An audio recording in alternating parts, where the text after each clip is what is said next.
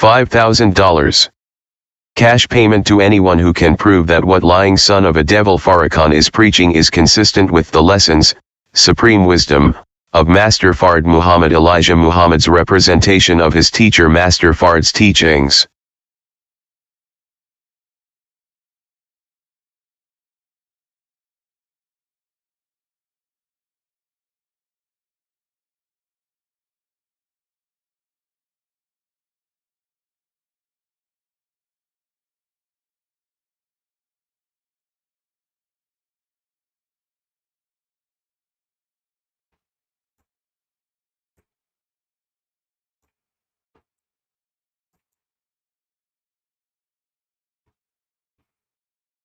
Assalamu alaikum, sisters and brothers.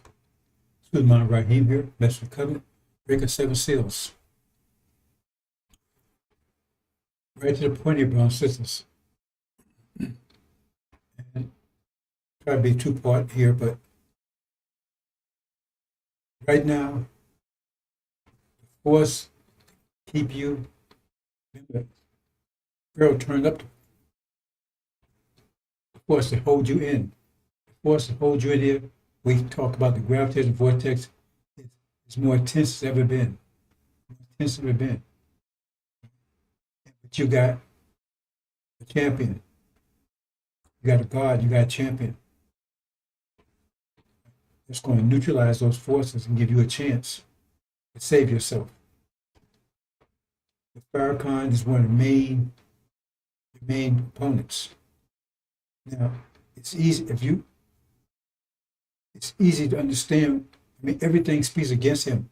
He says it right here, and I'm not going to do it. Right here, I'm going to give you the link.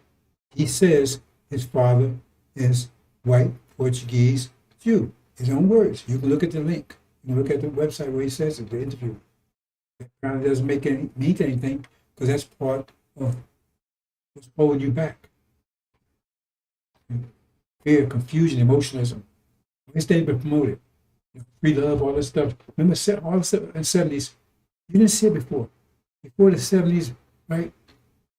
Everybody was very conservative. Even the Caucasian women, they wore hats, they were very conservative, right? And the marriage meant something, and women stayed home, and they didn't work. You didn't have women in corporate America back before then. And everything changed. Everything changed suddenly, right? Because you were stepping up. They said, oh. Because Elijah was aspiring, because he was causing a frequency of wavelength that was in your favor. And they said, yeah, shut that out. They got to shut that down. And so all of a sudden, they're promoting lack of discipline. Before they promote discipline. Now it's like display, free love, hang out. It wasn't putting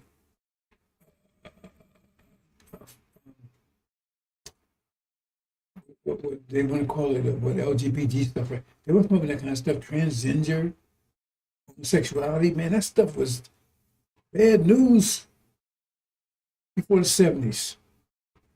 Bad news in this country. People hid that stuff. If they had it, it was hidden. All of a sudden, boom, because they were emotionalism, lack of discipline, because no, you naturally have it, and it was aimed at you. When women walking around with their panties on was unheard of back then, because the women out the streets right now, they walk around with their panties on. They can call it whatever material they want to. They wear more clothes than that to bed than they wear out in the streets. And it's so tight, right, that you can see the crack of their ass and everything else.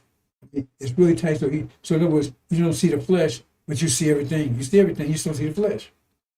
You think about that? You see everything, you just don't see the flesh. But they say, oh, it's because you don't see the flesh. So why don't you just go and tattoo everything? Color it up. That's basically what you got. It's aimed at you. And who's carrying the message? The demons.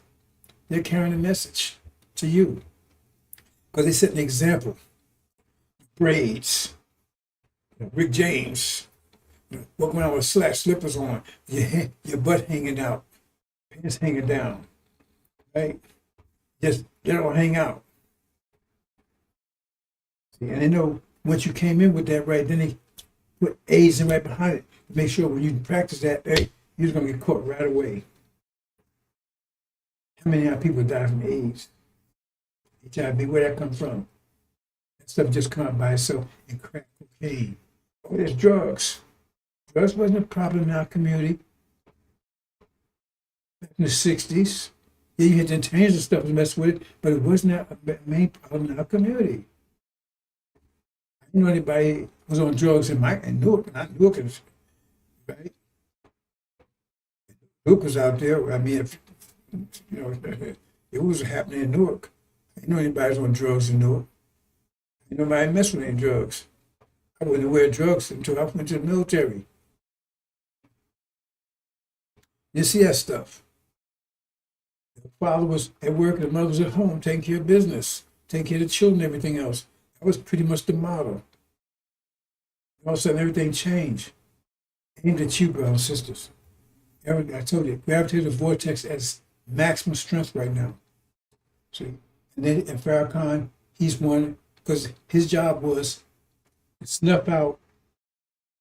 In other words, Elijah Muhammad was taken and reflecting that light that he got from Master Muhammad. That light was bright. He was fueling that light with his own strength, with his own sacrifice. He was fueling that light. Nothing else was fueling it. He was fueling it with his own dedication, his own, right? His dedication, his sacrifice. He fueled that light, and that light was glowing. And they said, well, we got to shut that light out. We got to shut that light out. Because that's the dawn of the spring. See? When it does, once see spring, they see spring, they come up, and the spring sun's coming up. They want to shut that out. Hey, man, because that destroys the winter.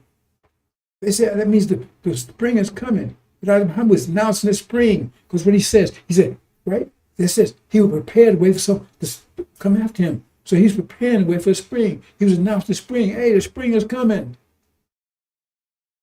The spring is coming. It's now our time. He said, oh, hell, because spring, remember, God, think these things through. If he says spring is coming, the winter going to say, that's to them, that's enemy. So, it is enemy to them. You can't blame them for fighting. I don't blame for fighting. I blame what they're doing. I blame what they did to us. I blame what they're doing because when's it going to fight? Why wouldn't they? They're going to fight hard as they can to maintain the winter, or it's a fruitless project in vain. They're going to fight to death to maintain the winter. All the signs of spring is coming in. Woman, oh, that's bad. And they got you believing that kind of stuff. All signs of spring is coming in. America's getting more and more trouble. All the other countries, the so-called third world, is rising up. So it had to say, okay, we sent Farrakhan here to snuff out that light. That's why, if you want to catch porgies, or you want to catch salmon, or you want to catch trout, or whatever you want to catch, you got to use a specific bait to catch those fish. Understand? I mean, I used to try fishing when I was a kid, but if I understand it correctly, use specific bait, you want to catch certain fish. Right?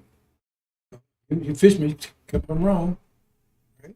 But they need to get who's carrying the light. People that had listed Elijah Muhammad, people that was with Elijah Muhammad, they was carrying the light.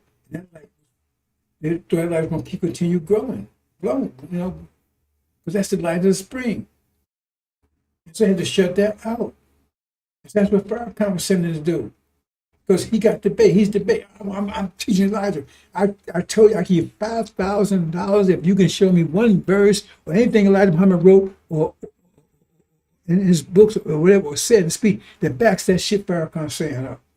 You $5,000 you can find, because he used that as bait to get you in. And once you get in, then he fries your brain. Because he's not teaching Elijah Muhammad's teachings. No way no form, no shape, no fashion. He's not teaching, but that's the bait to get you in, because he has to target the people that was carrying Elijah Muhammad's light, put that light out. And everyone that comes in and listens to him, he puts the light out. They walk around saying stuff that makes no sense at all. Saying stuff that had nothing to do with Elijah Muhammad. Let's go Wesley, he's dumb as hell. All of them. Ishmael, he's stupid. That's what his father. It snuffed their light out. That's what it's job to do. Snuff it all out.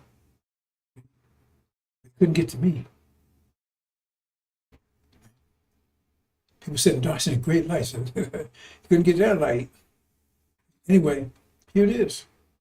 He's one of them. It's right there. Here's the link. Take word for it. But see, when you look at it, that's the link he admitting. And it's nothing that you could tell me that Elijah said that would get past this. Because he said his father is a devil.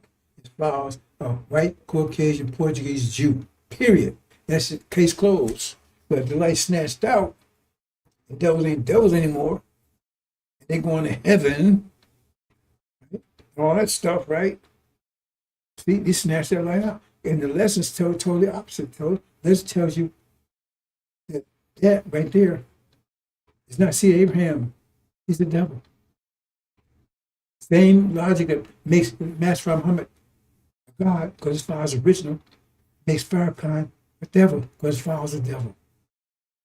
Same logic. Come on, brothers and sisters.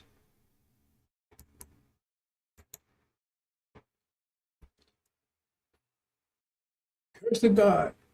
It says in Malachi, they taught Malachi, and they distort it. See, his job is to distort the teachers, distort and ultimately destroy it. If you can't just eradicate, distort it, and destroy it. So he distort the scriptures. Because Malachi clearly says there's a message of covenant. Oh, that's one, it's right there. It clearly tells you that. And it tells you there's a third party. There's the God.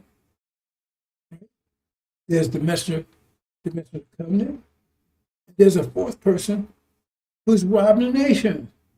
So he has to be somebody that had control of the nation. He's robbing the nation. He's cursed with a curse. Any man would tell you if a man gets cancer, especially in his 50s, and he gets all this stuff cut out, anything to do with manhood, and gets hairs blown up with cancer, blown up with that nation, that God ain't protecting him, number one, and plus that's a curse. And what? He's been robbing the nation. He hasn't produced a goddamn thing. He's a multi-millionaire. Where to get the money from? He's been begging for an economic program for some years. You seen an economic program? Yeah, but he's a multi-millionaire, and so is his son. And plus, we got proof. He's there. He's on the leash. He's one of the agents. They threatened him to put his ass in jail if he didn't go along the program, and he's a coward. He went for it.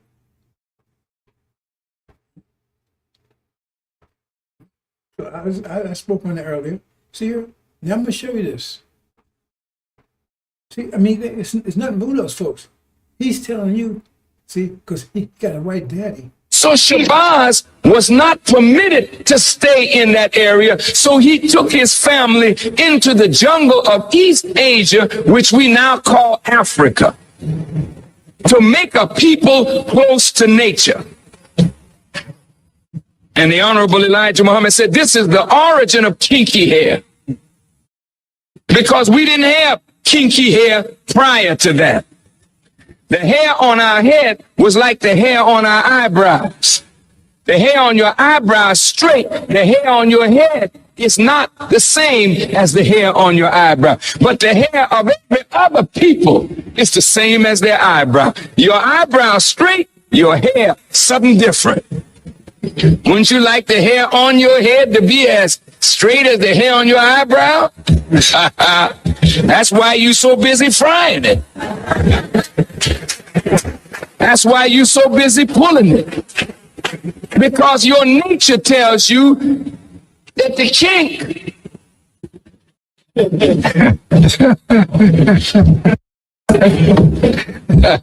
I mean, you know, with I'm black and I'm proud, we got to learn to be proud of kinks.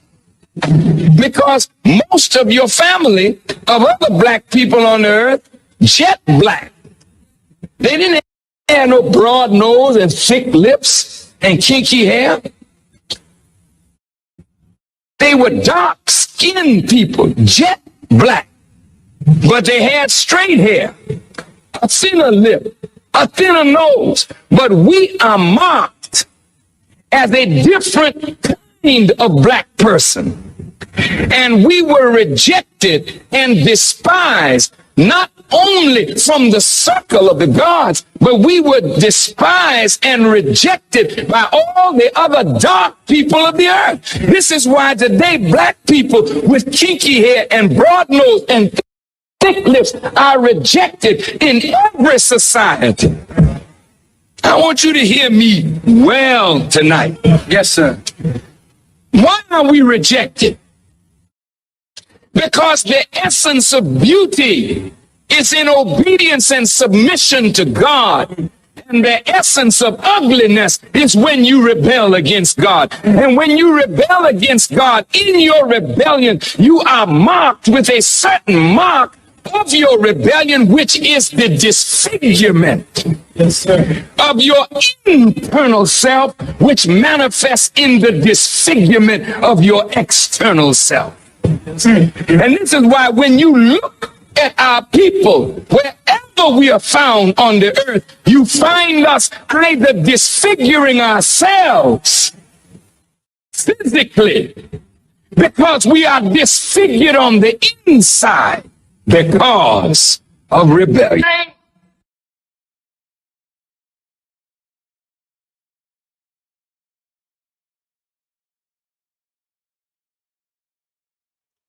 But total bullshit. Adam Muhammad never taught any such thing. I was there. And lead mess of black man never taught no any such bullshit as that. Dr. Shabazz took us into Africa, which they call Africa now, right? We was pushed out of Arabia, half brothers, Arabs, right? But anyway, because Arabia is actually North Africa. It's one continent. They separated. That's all kinds of. That's no story together. But he did it because they was preparing for this day we are right now. He said they had a big meeting for all the scientists. They knew his time was coming, time of unprecedented trouble, time of energy deprivation, because all the energy is being, we create a universe and took energy you don't create energy. So all the energy that used to be here is out there now. So as the universe expands, there's less energy here. So it'd be a time when we have maximum energy deprivation. Minimum energy here. When that energy means you take energy to maintain yourself, energy to maintain civilization, energy, and they knew this was declining. So 35,000 years ago, energy level dropped so much that religion came along. People didn't have the wisdom to remember to understand how the universe worked, and so they started having postulating. Oh, do it this way. That's what he said. Buddhism 35,000 years ago. That was the first decline for us having full knowledge of how the universe works, because we had to take energy to maintain your brain on that level. That's what he taught. As far as all those features and everything, first of all, the original people, the gods, had nappy hair. Nappy hair, if you look at DNA will tell you, if you check DNA, nappy hair is the best hair there is. It's the best genes, the dominant gene. That's why if you have a person, an original person and a Caucasian person, usually the original person, the hair would usually be nappy or close to nappy, because it dominates the straight hair. It's the best hair. But see, he got straight hair. Because his father's the devil. See, and as far as all the features are concerned, if you look, go to Nigeria and those places, you don't see people with big nose and big lips and all that kind of stuff. You don't see that. That came from they interbreeding with them and all the stuff they was doing to us. Because the actual slaves came over here. If you look at them, look at people in Somalia, look at people in Ethiopia. They got straight hair, true. They're Levites, but the point is that their features is not sharp like devils, but it's nice. They're beautiful people. We came here beautiful people. And we're still beautiful. But if you go out there looking at Europeans and you see nose all big and crooked and all kinds of stuff over there. See, But they try to see that's remember you should you pictures characters. I can't say it. Anyway, they take me. They used to exaggerate our. Well, if we was like that originally, why did they exaggerate it? Why did they take and make pictures of us characters? I can't say it. Why did they make pictures of us with big nose and big? It's naturally like that. I mean, you draw a picture of see a big nose and big lips. Why did they do that if it was naturally like that? Because they distort out. Because they wanted to show who was distorted, who was ugly. Like every time they, when they go and fight somebody, right? When they went for the Vietnamese, they made the Vietnamese look like they were a little short and they were stumpy and everything. That's what they do. They try to just demonize. They call it demonizing you, make you look ugly and everything else. People say. So if our women so ugly, then why was you raping them? Why you prefer our women? Think about it. Why you prefer our women over yours? Why was your women trying to be like our women? If they were so ugly and big lips like you saying, why was they prefer our women over theirs? How can they have muscles to give them a fake ass? Why is they putting rouge on to give them fake color? Why is putting lipstick on to give them lips if they were so damn ugly? Why are you trying to look like them? See, Farrakhan is a goddamn no good. His days over. Because he's a devil. Well, see, y'all ugly. You already said. You're ugly and you curse. I told you, that's what he thinks about you. He thinks we're cursed. That's why he said we ain't going nowhere. But he can't come out and tell you that because you're putting sex on his table. He can't come out and totally alienate you. But that's what he really thinks about you. They got sis out there pimping the sis out there doing fundraisers. He don't care about you. So see, he got straight hair. So that's good hair. But nappy hair, that's bad. That's a curse. The gods had nappy hair.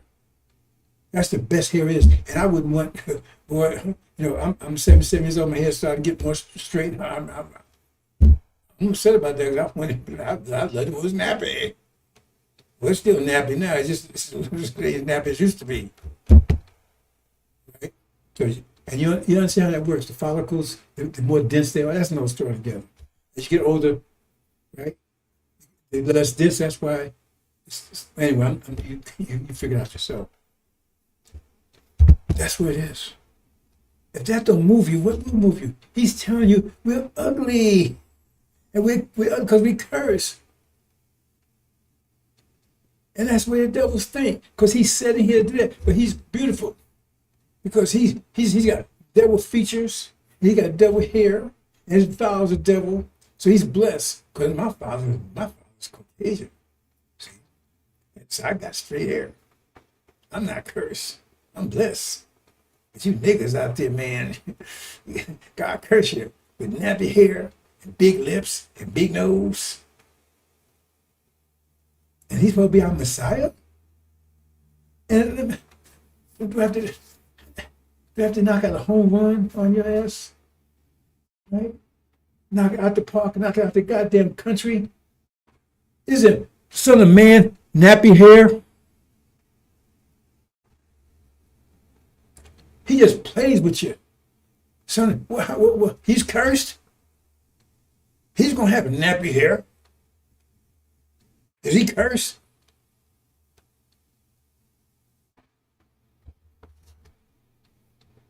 See, he plays with you. That's how he really thinks. I'm going to show you. I'm just going to let this play out. I'm going to show you all highlights. Highlights of Farrakhan. But I was going to say, the gravitational vortex is so strong. It can be every direction. He's to snap out the light, right? And turn you against yourself. Then you got the demons, because he's the main demon. The demons out there, right? They're carrying, right? They're carrying that message. Their actions. Naked, pants hanging down, braids, all that stuff. See, and that's your vision. Because Farrakhan said they took your vision away, Elijah Muhammad gave you, and so the only vision you have is what you see. And they're more successful than you are, because the devils are more successful in during this period of time because they have more disposable energy than you have. I explain all that. You're a Lamborghini, so all the energy you have, if you make the same amount of money as a person that's a Volkswagen Beetle, and all your money is to maintain a Lamborghini, so you don't have any money to pay. You ain't got money for all this kind of stuff. See what I'm saying? But the one got a Volkswagen Beetle, they got money for all kinds of stuff, and they still get around because it does the same thing Lamborghini does, just ain't. It's not as valuable, not as structured. That's not Adam rule. That's why they Adam rule, because he wasn't to structure as much, so he did have enough energy to pull a civilization together. It'll be a bad civilization, but bad water is better than no water. Dirty water is better than no water. Make mission shed blood. A rulership that makes men shed blood is better than no rulership at all. So you gotta understand that. So the thing is that they got all these forces that's holding you. The society of American dream, it's false vision, because your insecurity, right? You need to be secure. American dream is all about security. Security. Having something to be secure. So you ain't homeless in there. That's what America is all about, security. And so that's why because you don't have, right here, they make sure you stay insecure. Make sure you never have enough money. Make sure you make sure your man's in. So now you want, everybody wants a sense of security, and where you get it, got American dream that you're never going to get. They make sure you stay insecure. That means the more insecure you are, the more you're going to look after the American dream. They give you a taste of it. Oh, a little section over here, right? A little job over here, Popeyes, whatever. Those little things make you think that if you work hard, you keep your nose clean, you make the American dream. Really? You see, you understand what they're doing here? That's what it's all about. And Christianity is all about just forget about the past. Just forgive all that we done to you. Just forgive about it. You gotta be a Christian. You goddamn, ooh, I ain't forgetting a goddamn thing. And scripture tells us don't forget nothing. But tell you, do you double as you did to us. And tell you to forget. That's what Christianity is for. It's tell you to start 500 years. All this stuff happened 500 years ago. Is to keep you, right? Well, just forget that's what Farrakhan. Remember, listen to Farrakhan. He wants to forgive them. He loves them. He wants to forgive them. He don't want nothing to happen to him. Because he's one of them. Listen way talk. You can take a wolf and you put sheep clothing on him, and you might look like a damn sheep, but he gonna sound like a wolf. He cannot change his voice. To Farrakhan, everything he says sounds like a damn devil. Because that's what he is. In black skin. To the degree it's black at all. This is what he says. All this thing, Christianity, democracy, that's a scam too. I mean, it's a scam on every level you can think of. It's an illusion. First of all, here it is, you got a million people, you got one vote, so you got power. Don't mean shit. You ain't no power. The whole United States is against this war, right? But is that stopping them? That's an illusion, right? But the other side of it is just to make sure that they stay in power. Because first they wouldn't allow you to vote at all. And then they allow you to vote to make sure they had a majority vote. Make sure you never get any power. That's democracy. They never had democracy for that. Greece had a form of democracy. But it wasn't anything like this. All those things were established. Discipline. Christianity, just forgive everything. Capitalism, maximum profit, minimum overhead. So it justifies them ripping you off. Justifies them paying you not enough. Right? Because, hey, profit. Profit is by definition exploitation. Profit is maximum profit, minimum overhead. That means it's slavery. The bottom line of capitalism is slavery. That idea of capitalism didn't even come to 500. Why in 5 years all this stuff shows up? Go check out capitalism. See if there's any evidence that before 5 years ago. It wasn't. Because Slavery by definition. Minimum maximum profit, minimum pay. That means the more they get work out of us, the less they have to pay us. They pay us the minimum. Chitlins, cow chips. But we worked our ass off for them. Produce clothes, potatoes, and tea and everything else. And we got piss and shit from them. That's not called a symbiotic relationship. Go on, brothers and sisters. Enemies. I spent 8 hours putting this together, brothers and sisters. I'm going to do this today. See here? Now, I'm going to have some time. I'm talking about Daniel a little bit here. Look at Daniel. It says seal book 2. Now, I haven't really investigated enough, but I'm pretty sure it's designed specifically for the female perspective. I don't think they appreciate that because the way the science of it, anyway, it's another story.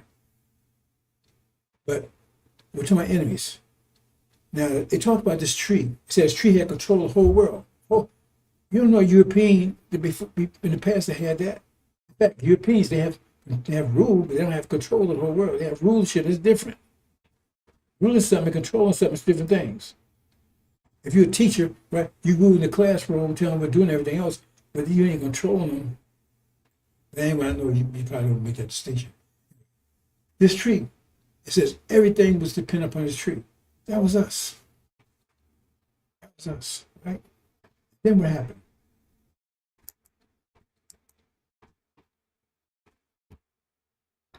It says, Holy One from the Middle East, cut that tree down. See? Now, when they talk about that, see, that's another thing about, I'm going to have to do two parts, brothers and sisters. I'll be here all night. They tell you heaven was actually down. No, heaven's a season. It's the next age coming in. 6,000 years, 6,000 years, 6,000, it's 4 seasons. You think about the 4 seasons like one, something like the 4 seasons per year. There's 4 seasons per 24,000 year cycle. And the scientists write scripture, write prophecy on, right? Future. And that's why it took about 6,000 years. So when Yahu's time was up, the new season will come in. They don't want you to know about that. They tell you, oh, no, heaven is after you die. No, heaven is the next season that's coming in. The season's in your favor. The season in your favor. You understand? But spring is in your favor. But spring will destroy the winter. And they know you're the summer people, but you know spring is in your favor. Global warming and carrying on. I mean, understand this. The point is, they told you a lie because they want you to think that winter's going to be forever, and you're under their control, and then you would not recognize spring when it comes in, so you would not, right? So they would have you wouldn't assist it, but they think if it does come in, right, that somehow they can keep it from coming in because they know they have to stop spring coming in. When spring comes in, it destroys winter. That's why it says makes all things new. That's why I say those things. All things new when the spring comes in, all things new because the winter's totally gone, ripped up and gone. So it says somebody cut the tree down. It says somebody from heaven, right, Holy One, and that's the Arabs. Farrakhan wants you to kiss their ass. No, they're our enemy. Restored Joseph. They talk about that Sunday. It's stupid. Because they said, we're going to rule them. It says, we're going to rule you. Oh, in the future, the spring's come in, it's not going to be our time. No. So they put them under control deep into the winter, if you will. So they said to cut tree down. These Arabs out here, brother did that, right? Ishmael. They cut the tree down to a stump. See? Cut us down. See? And they was big slavers too. They was actually slavers before the devils were. Saving black people, original people. They was black back then too. And then what happened? Then they sold us over to the Medes and the Persians. The Medes represents false Israel, and the Persians represent America. See, it's sealed books. So they say Persian, they're not talking about Iran. That's right, they all messed up right now because they read the sealed Bible. They think, oh, that's Iran. No, no. It's sealed, and obviously it's not going to say it actually, the name what it actually is. That's what it says. The tree was cut down, and it had a band of brass, a band of iron. If you understand statute, the brass represents false Israel, and the iron represents American Britain, God can make art. That's what happened. So there was a band, and false Israel said, we had nothing to do. No, it tells you in the Daniel, you understand that they was just as much a part of our oppression and our enslavement as God can make art was. Just as much. Just as much. You see, you don't know that because you don't understand the scripture. It's sealed, and it was stay sealed until the Son of Man came and unsealed it, and now you ain't listening to him, so you still don't understand this stuff. You still believe this way they tell you. He come to reveal everything. So they're just guilty as the rest. They tell, no, they're guilty. Both of them did it. They enslaved us. So both of them, the brass and the iron. So it tells you, they hate us. They are enemies. They're the ones put in this condition. They saw us in the condition, hoping that we never rise up again. Because it says if we rise up, we rule them.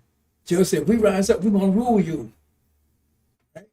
And the same thing to the devils. If we rise, we're going to rule. That's why the dragon stood by to devour the child who was born. Because spring coming in is going to devour everything part of winter. That's what it's trying to tell you. The dragon stood by to devour the children who was born. Ishmael puts in slavery, hoping she's dead. I'm saying they took the vision away. Oh, false Israel, they true Abraham. Then you got Farrakhan telling, no man, I ain't going nowhere. Y'all sinful, you wicked. That's not what I'm taught. That's not what let's teach either. Everybody's trying to stop, put something doing that. That's the gravitational vortex. Keep the spring from coming and rising. All these things have the same objective. We're not going anywhere. We're going to stay here. We forgive them. We don't see that happen in America. Why? This stuff is in their favor. We stay here. We're still under their domination. But I'm telling you that we don't want to make them wealthy. I want to stay here. Why don't we be an independent nation? If you represent the nation of Islam, Farrakhan, then why would you want the nation to be independent? A sovereign nation. Why do you want to stay here? If you stay here, we're not going to be a nation if we stay here our way. So you don't represent the nation of Islam, do you? If you did, you want the nation of Islam to be independent. Independent nation, wouldn't you? But you want to stay here, that means we'd never be an independent nation. We're still slaves to these people. Because if you employ, you're a slave. That's just what the industrial slaves look like. We're still slaves here. Here. I'm going to stay here. Because he's living off of you. Add it together, brothers and sisters. Now, I'll explain this. Right? All the nations said, by your seed, all nations be blessed. That means that's how you know who Abraham's seed is. Because all the nations have benefited from us. America benefited from our labor, our energy. All the Europeans did, enslaving us, carrying on. Because Israel claiming they're us, so they get the benefit of that. But they said, who bless Israel be blessed. So they said, yeah, bless us because we Israel. Ishmael, right? They getting rich over there on our land. Remember, that's our land. They sold us. They ripped us. They betrayed us, threw us off the land, put us into slavery. Now they getting rich. They getting filthy rich over there off our land. That's our land, not theirs. The land was not supposed to. God bless Isaac, not Ishmael. Ishmael was his son by his maiden, Indian maiden from India. Isaac was his son by Sarah. That's the one God blessed, said, you're going to inherit the land. You're going to inherit all this. Now it says it right in there. So the covenant says we return home to between the river Euphrates and the river Egypt. All you got to look at that. That's no difference about it. It's Arabia. And our creativity, it says we had to be creative in here. They live our creativity. But they tell you right there, it says, oh, Pharaoh, hey, y'all can't make bricks out of straw no more. That's the way you make it. You got to do it without struggle. So you got to be creative. They're telling you we are the creative force behind America because you see creativity coming out of Britain, France, Germany.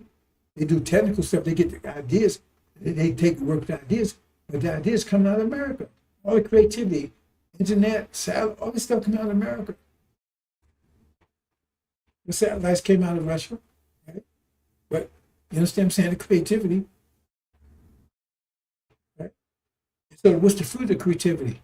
The fruit of creativity is industrial, AI. Who's getting the benefit of that? India. They're getting the fruits of creativity. So in other words, we plant the trees, but we can't eat the fruit of it. So all of them got this. And if Farrakhan got the nation getting rich off of it, he ain't produced a goddamn thing. He ain't produced a goddamn thing for his years. You see what I'm saying? And what we got? Nothing. But everybody's living off of us. And make it on a green planet Earth, God, the universe. That means it all belongs to us. Everything above the earth and below the earth, we have nothing. That's what it means. That's how we know we see Abraham, because all nations got rich, getting blessed off of us. They ain't getting blessed off false Israel. So all kinds of ways to try to get the truth to you. And here's the seasons. And that's another way of Elijah Muhammad. Now, I don't know if Elijah Muhammad understood it. I'm sure Master Muhammad understood it. And let you know about seasons. Because if we're summer people, they're winter people, right? The spring is transition between the winter and summer, right? That means you need a transition God. And who's transition God? It'd be somebody's half winter, half summer. Primarily summer. That means Father's summer. Yeah. But you have a transition, oppositional figure, right? That try to keep you from going. Remember, you got a transition going from winter to summer, right? But you also got a transition figure that's keeping you into the winter from the spring, right? So that means they'd be the opposite, right?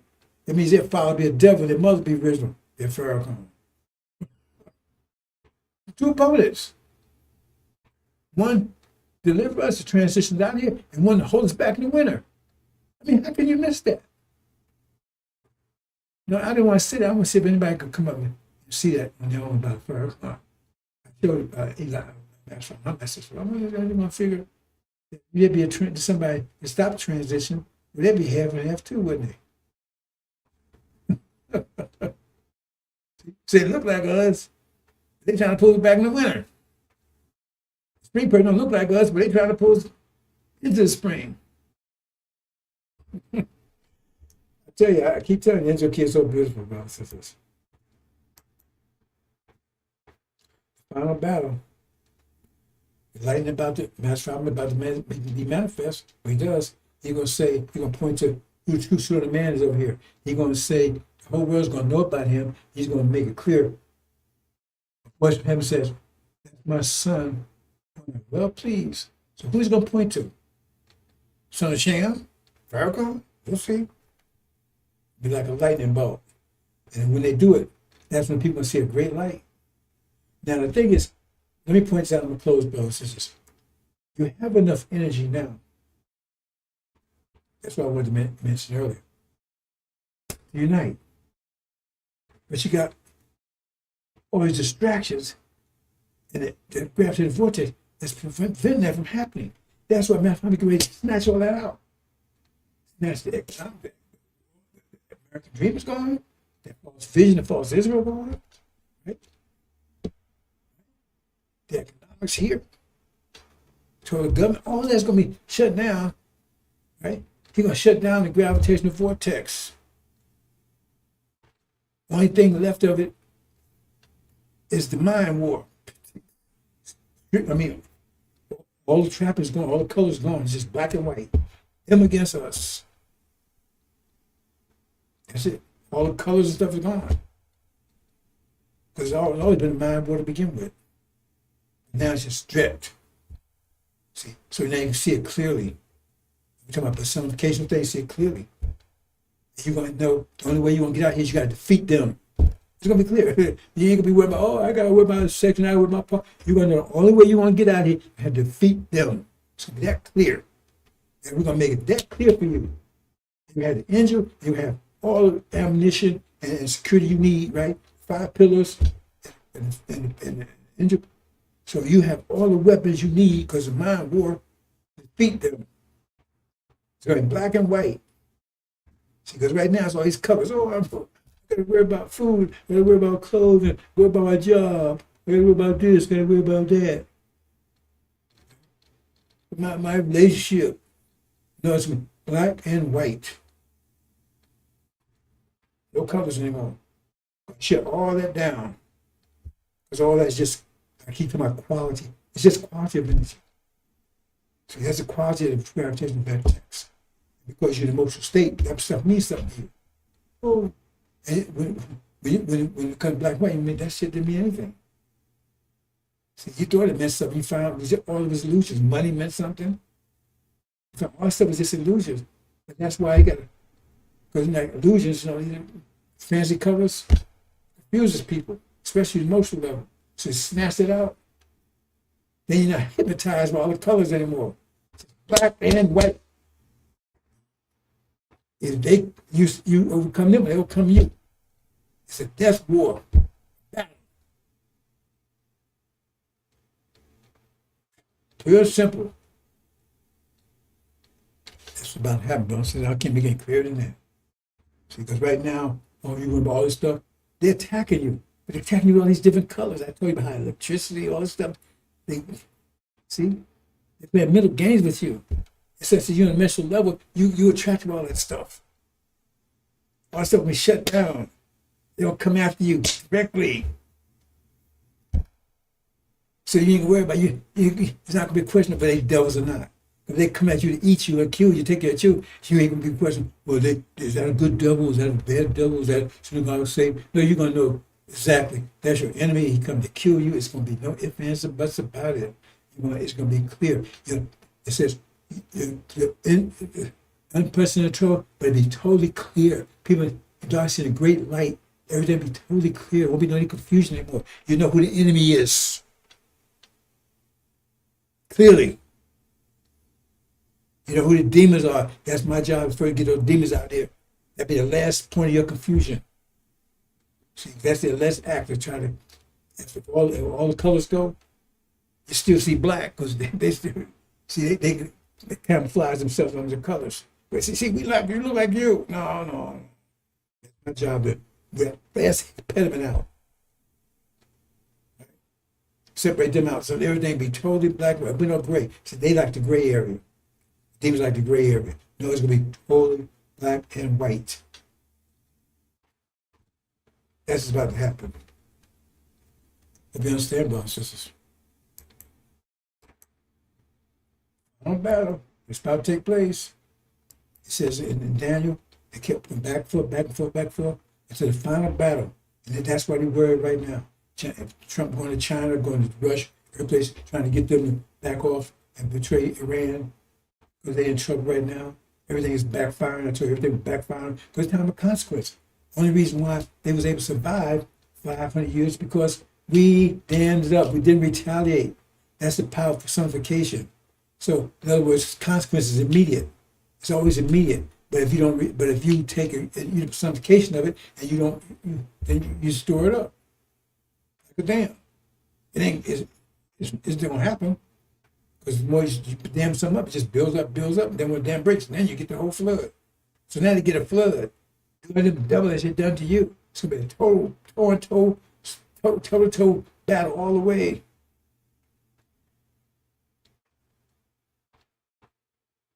It's gonna be a battle all the way to get out of here. I mean, if you're doing double them done to you, I mean, they're gonna sit there and just let you do it. It's gonna be a battle. All the way.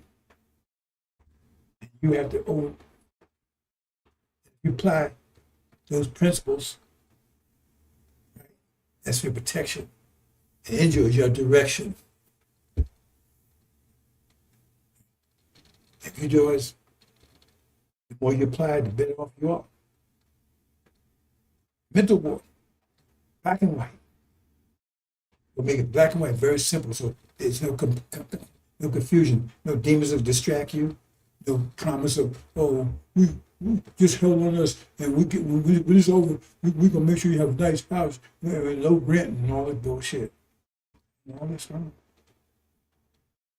Some of you still gonna be not hang up, still gonna be seek. Some of you out of fear because you ain't applying those 5 pillars, and you out of fear because you're not applying, you're not being told, and I don't know.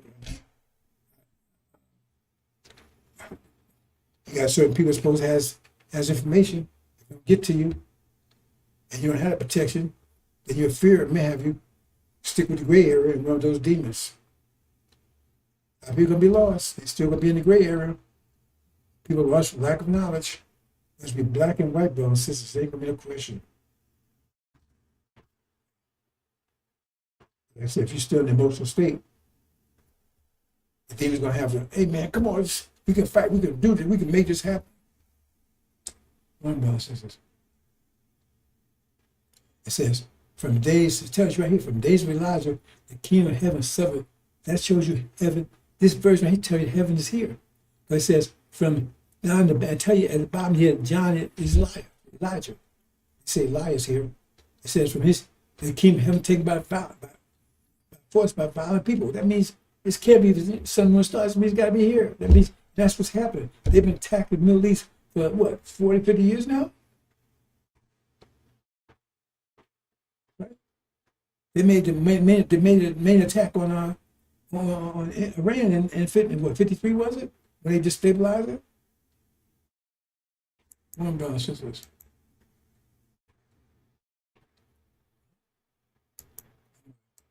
I'm gonna close out here, brothers and sisters.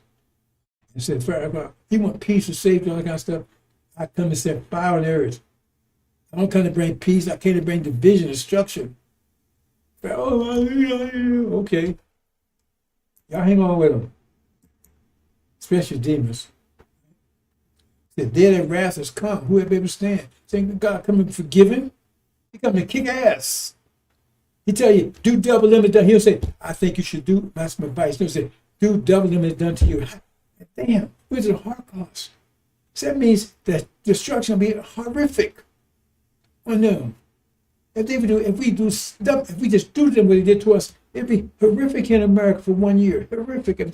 But they do double. That gives you an idea how terrible it's going to be, and how great this war is going to be. And the point is that you're going to see those first signs of the Middle East, where it says the people's hearts be failing to fulfill here, because what you're going to see in the Middle East, this war is about that's going to happen any day now. They say it's going to be so awesome, so terrible, that people are going to have hearts failing like that, because they see what's happening over there. They see it's coming over here.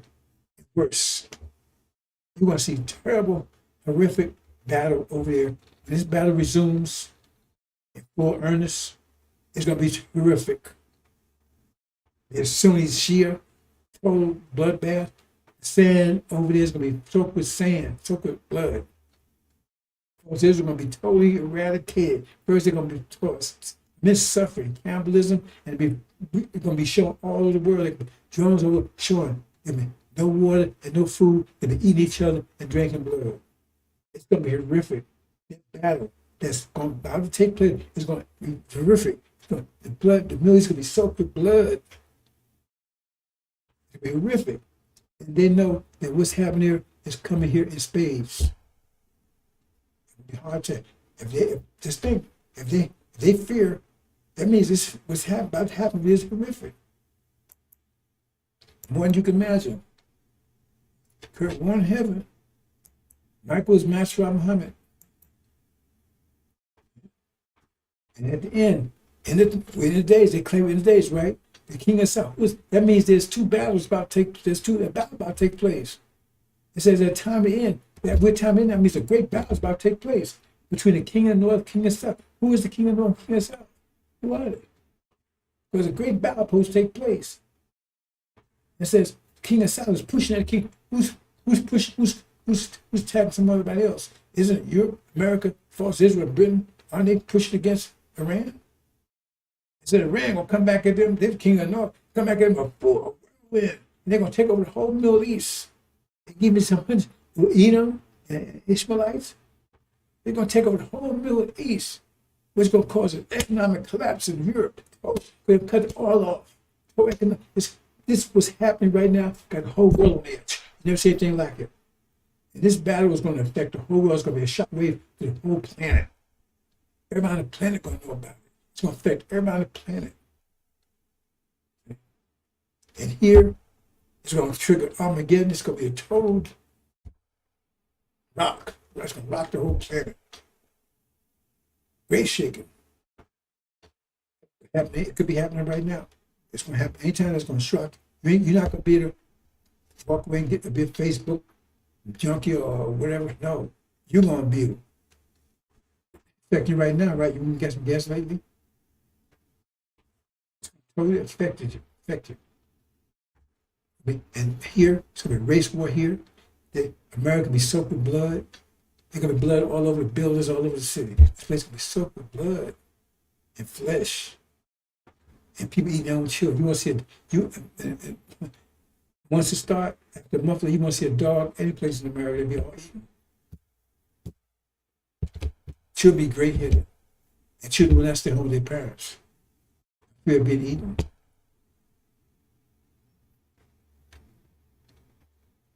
That's what happened, brothers and sisters. That's what it said. That's Daniel 11. Daniel 11, right?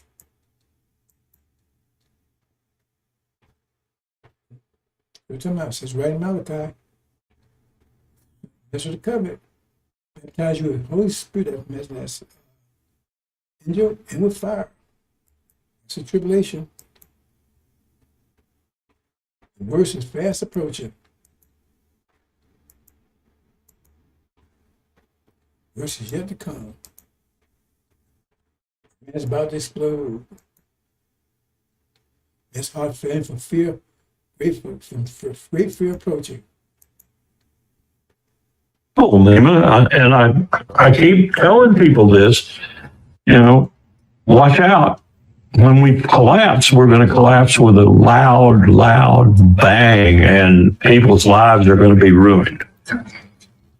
It's not going to just be $8 a gallon at the pump. It's going to be you can't afford anything. You can't even afford to eat. You can't afford to have a roof over your head. You certainly can't afford all those things you've been thinking about, like a college education for your children and so forth. That's where we're headed. And we're doing it to ourselves. That was in tears. If you know Colin Powell, it says right there, he was his assistant.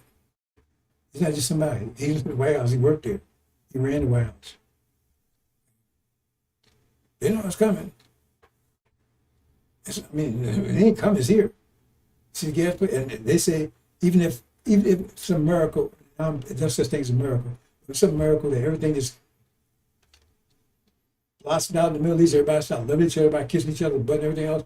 They say it's still disaster's still going to be here. It's going to last at least a year or two. Even if they stop, and they're not going to stop. They're going to war. They're in war now, but right. So we shall see accomplish of scattering the power of the holy people. These things be finished. That's about to happen. Holy people are snares. They're about to get their ass torn apart. And when Iran takes over, right, that's how it's going to be manifest. That's going to, the Shia is going to go off the page. Because they're 12th Imam, and it ain't going to be a question. Because he comes to Tehran, he settles down there in one of those small ships, ain't no question he's the 12th Imam. And they're going to be a big shower there. When that big shower there, that's lightning bolt, it's going to have a lightning bolt here, that's going to manifest who the true son of man is over here.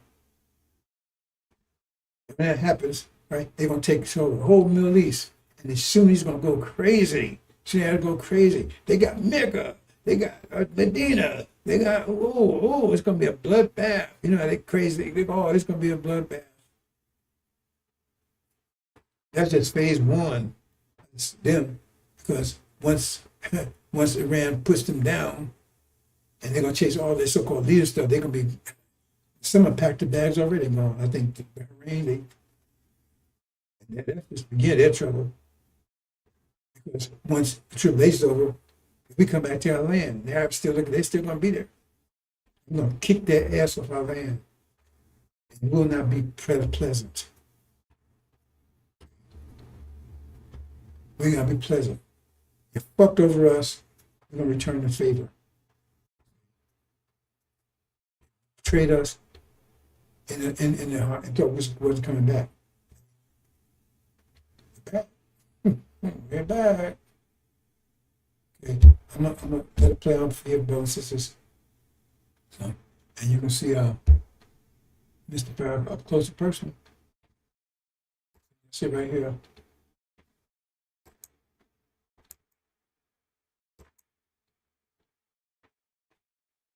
All yours. Assalamu alaikum.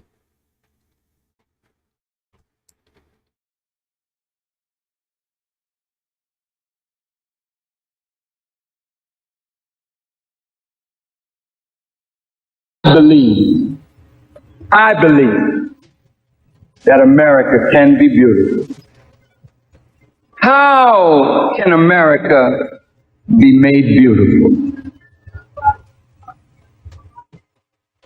Now, family, listen. My brother Imam Wadakuddin and I have had disagreement, but his followers and mine have never given each other as much as a bloody nose.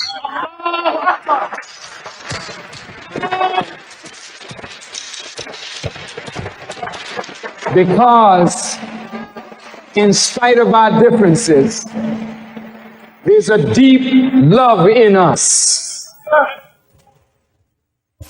And it makes my heart sing with my brother here. And we work together for the common good of Islam and the common good of humanity. When the Muslims were alive, I'll say it again. When the Muslims were alive, you dead as hell now on both sides. Yes, sir, Brother Minister. Yes, we are. Yes, sir. That's real, Brother Minister. Folks, that's real. When we was alive, we set up schools. Right. When we were alive, we had supermarkets. We owned buildings. We owned farmland. We were busy doing something, firing our people. Well, I'm telling the Muslims, damn it, if you don't come alive, you will die like you are. And I will say, thank you, Allah, because if they're not doing nothing on top of the earth, let the worms eat their ass.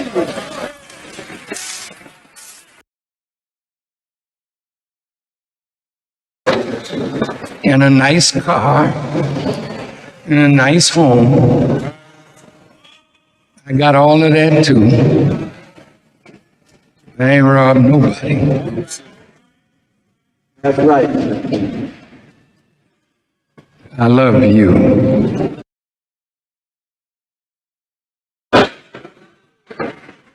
I love you because God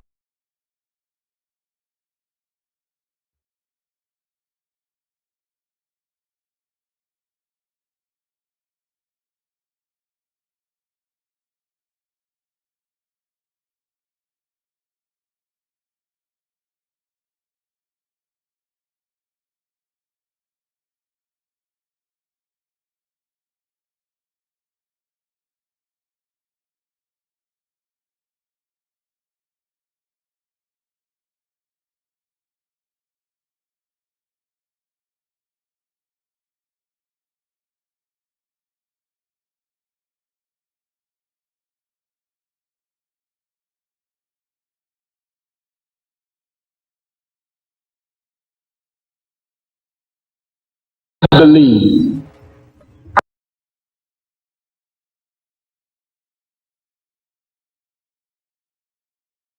And we work together. I believe. I believe.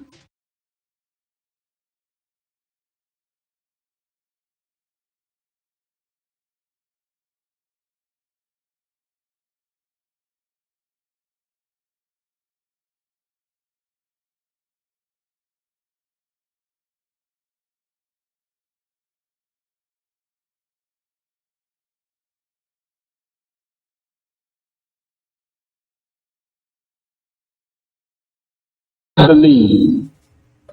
believe that America can be beautiful.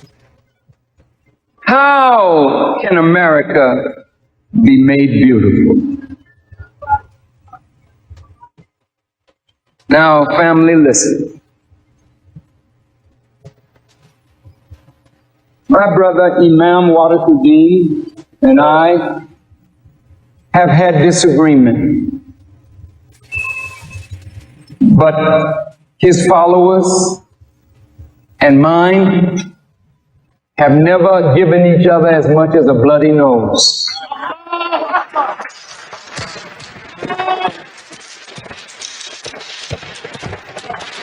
Because in spite of our differences, there's a deep love in us. And it makes my heart sing with my brother here. And we work together for the common good of Islam and the common good of humanity. When the Muslims were alive, I'll say it again, when the Muslims were alive, you dead as hell now on both sides. Yes, sir, Brother Minister. Yes, we are. Yes, sir. That's real, Brother Minister. That's real. When we was alive, we set up schools. Right. When we were alive, we had supermarkets. We owned buildings. We owned farmland. We were busy doing something, firing our people. Well, I'm telling the Muslims, damn it, if you don't come alive, you will die like you are. And I will say, thank you, Allah, because if they're not doing nothing on top of the earth, let the worms eat their ass.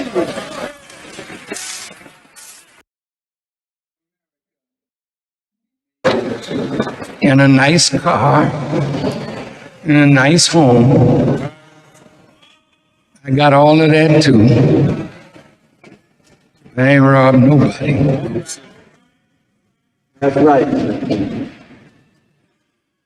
I love you. I love you because God loves you and wants to free you from the grip of Satan, that we may build a righteous world. And Father Plager will be in that righteous world. You can believe it. He's a true servant of Jesus the Christ. Thank you for listening.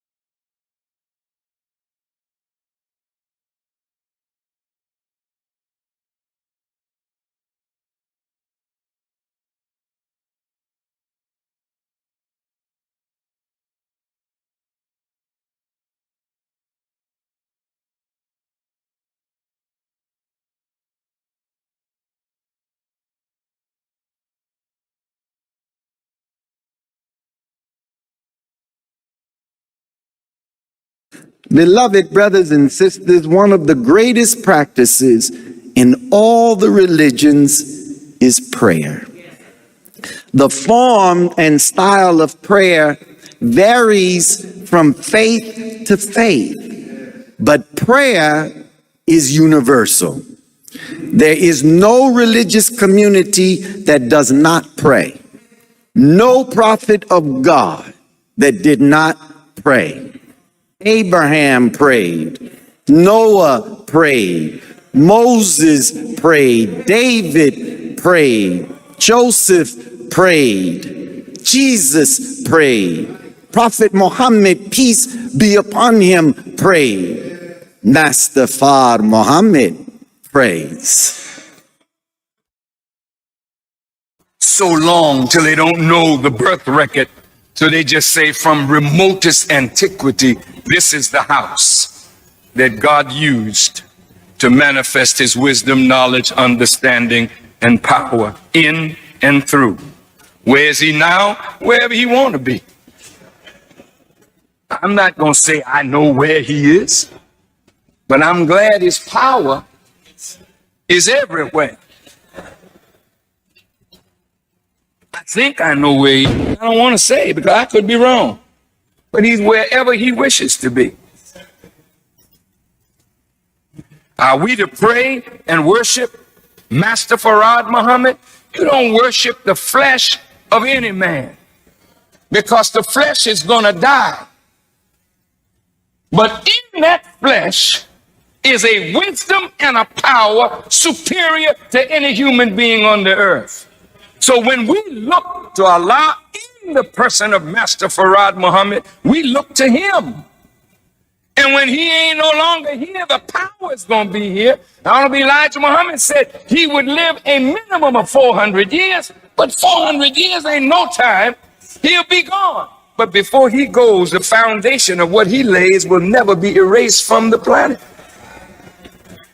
That's a God. He prays. He prays. He don't pray to himself. You don't say, surely I have turned myself to me.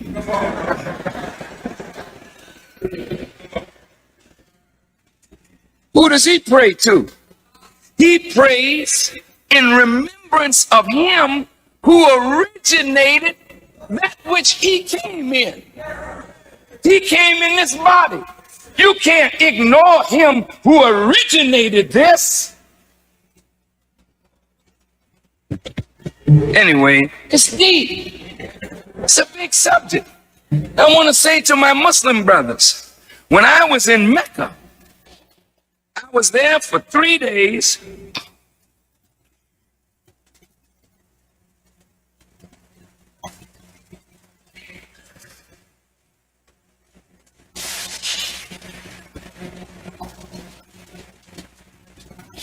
I was there for 3 days.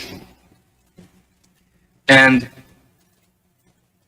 in the 3 days that I was there, wrangling with the scholars, we talked about this. And when I finished explaining, the heaviest scholars there didn't bother to argue. They had to go away and study it. And what we don't realize is God has chosen the foolish things of the world to confound the wise. And what you're doing, you are following those that God wants to put you over. The Arab is a good person, basically. They've done a wonderful job in keeping the book of God pure. And we are grateful to them for so doing. But they messed up. It's your turn now. And God will see how you act. But you're not to follow Arabs. You're to lead them. And you can't lead them following them. See, they like to see you imitating them. Just like white Christians want to see black Christians imitating them. We're not to follow white people today. They had their day of rule, and their day of rule is up. That's all. God is going to replace them with a new ruler. And whether you like it or not, the new ruler is black. He have hair like lamb's wool, and he has feet like burnished brass. And if y'all can't take a black leader, then you might as well get off the planet.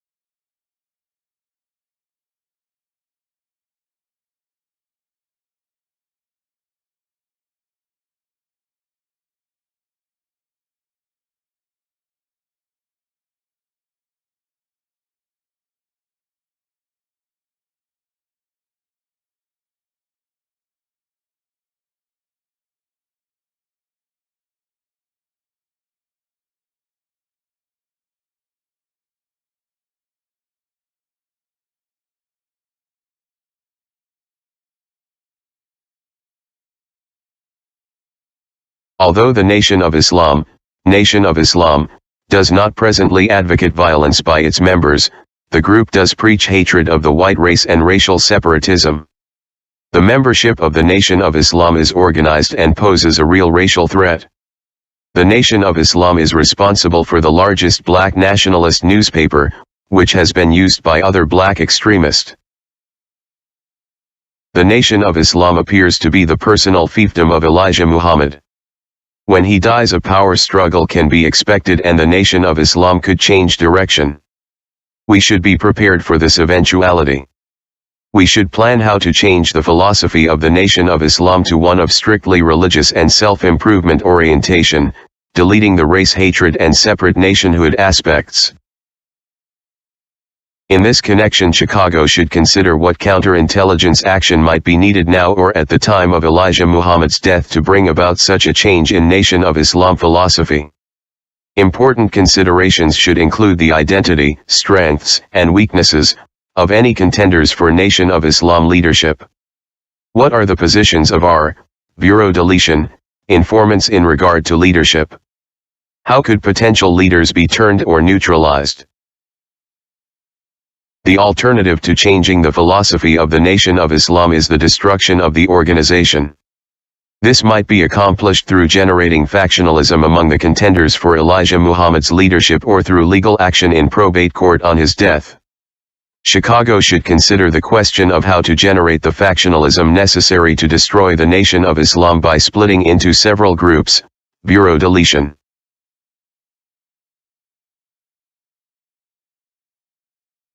Do you then believe in a part of the book and disbelieve in the other? What then is the reward of such among you as do this but disgrace in the life of this world, and on the day of resurrection they shall be sent back to the most grievous chastisement? I just folded and Allah is not heedless of what you do. This document carefully. 86 These are they who buy the life of this world for the hereafter, so their chastisement shall not be lightened everything nor shall they be helped. We should plan to change the philosophy of the Nation of Islam to one of strictly religious and self-improvement orientation. Sunniism, Scientology.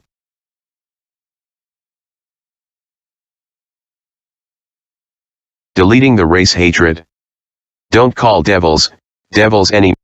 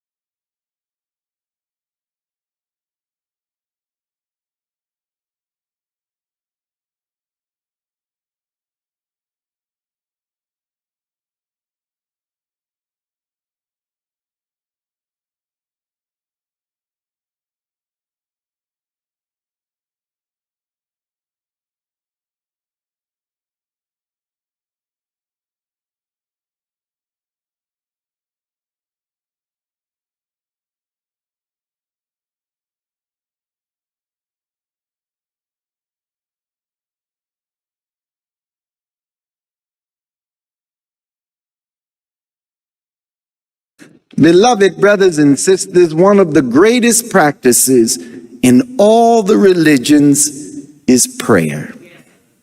The form and style of prayer varies from faith to faith, but prayer is universal. There is no religious community that does not pray. No prophet of God that did not pray. Abraham prayed. Noah prayed. Moses prayed. David prayed. Joseph prayed. Jesus prayed. Prophet Muhammad, peace be upon him, prayed. Master Fard Muhammad prays. So long till they don't know the birth record. So they just say from remotest antiquity, this is the house that God used to manifest his wisdom, knowledge, understanding, and power in and through. Where is he now? Wherever he want to be. I'm not going to say I know where he is, but I'm glad his power is everywhere. I think I know where he is. I don't want to say because I could be wrong, but he's wherever he wishes to be. Are we to pray and worship Master Farad Muhammad? You don't worship the flesh of any man because the flesh is going to die. But in that flesh is a wisdom and a power superior to any human being on the earth. So when we look to Allah in the person of Master Farad Muhammad, we look to him. And when he ain't no longer here, the power is going to be here. Honorable Elijah Muhammad said he would live a minimum of 400 years, but 400 years ain't no time. He'll be gone. But before he goes, the foundation of what he lays will never be erased from the planet. That's a God. He prays. He prays. He don't pray to himself. You don't say, surely I have turned myself to me.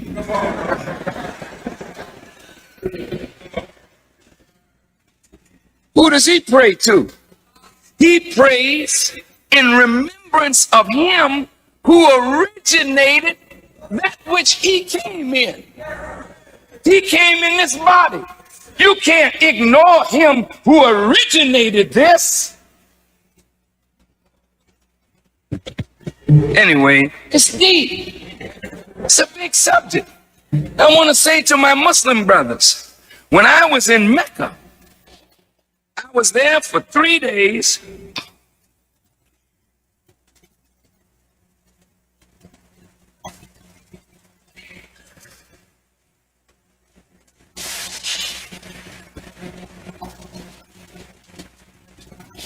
I was there for 3 days. And in the 3 days that I was there, wrangling with the scholars, we talked about this. And when I finished explaining, the heaviest scholars there didn't bother to argue. They had to go away and study it. And what we don't realize is God has chosen the foolish things of the world to confound the wise. And what you're doing, you are following those that God wants to put you over. The Arab is a good person, basically. They've done a wonderful job in keeping the book of God pure. And we are grateful to them for so doing. But they messed up. It's your turn now. And God will see how you act. But you're not to follow Arabs. You're to lead them. And you can't lead them following them. See, they like to see you imitating them. Just like white Christians want to see black Christians imitating them. We're not to follow white people today. They had their day of rule, and their day of rule is up. That's all. God is going to replace them with a new ruler. And whether you like it or not, the new ruler is black. He have hair like lamb's wool, and he has feet like burnished brass. And if y'all can't take a black leader, then you might as well get off the planet.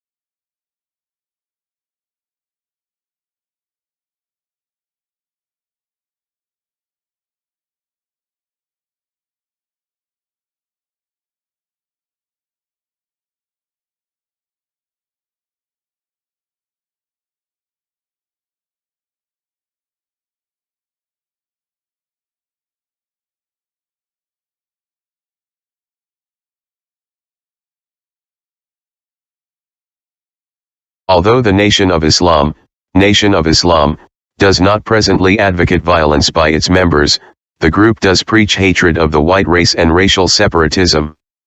The membership of the Nation of Islam is organized and poses a real racial threat.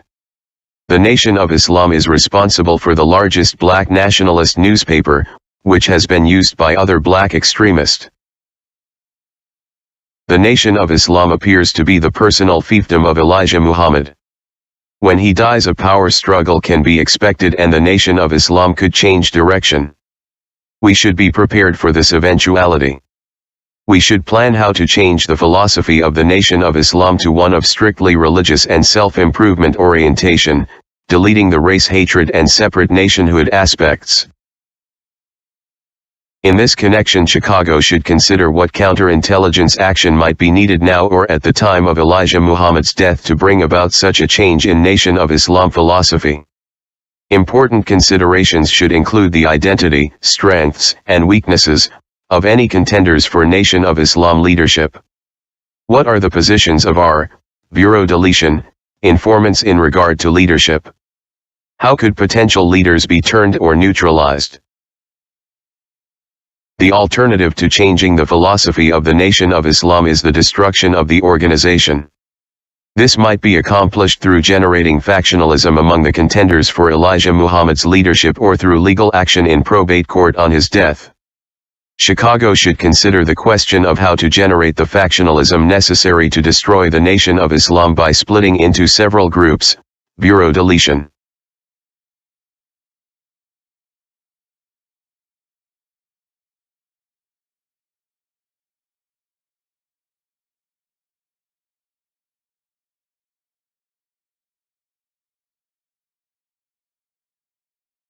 Do you think that the FBI just folded and walked away? Read this document carefully. Did not the FBI accomplish each of their goals? Did not Farrakhan deliver everything the FBI wanted? We should plan to change the philosophy of the Nation of Islam to one of strictly religious and self-improvement orientation. Sunniism, Scientology.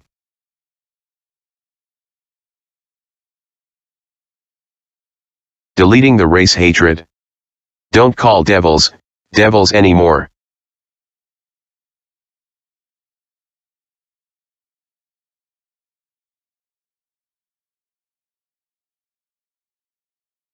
Deleting the separate nationhood aspects.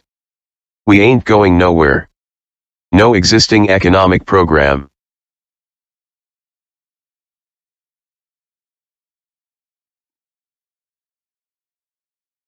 The reason why these facts are ignored is because those that surround him are demons, fools, idolaters and FBI agent handlers who make sure he stays on track.